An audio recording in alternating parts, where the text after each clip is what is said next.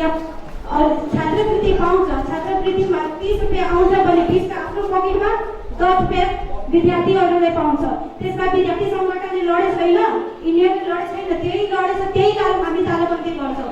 यो कुरा पनि तिमीले स्पष्ट गर्न चाहन्छौ भने कि हाम्रो काङ्ग्रेसले 4 साल पहिला यो तालाबन्दीको विरुद्ध गरेर तालाबन्दीको त्यो प्रतिबन्ध हटाएको छ। हो हामीले खारेज गरेर पहिला हामीले शिक्षा मुख्य जनताबाट हामीले हटाएको छ।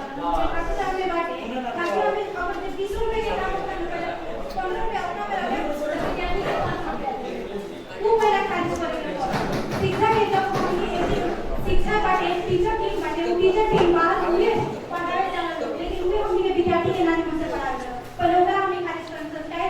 हमने सरकारी जो से कॉलेज में बाटे उस 100 लोग के बाहर पढ़ाए के नियम में नहीं है, फिर भी उनका 100 लोग पढ़ाएगा।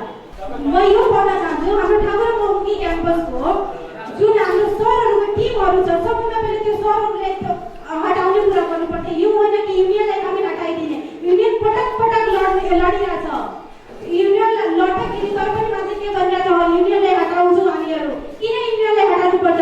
जब युनियनले लडेर यही सरकार हाम्रो युनियनलाई युज गरेर विद्यार्थीलाई युज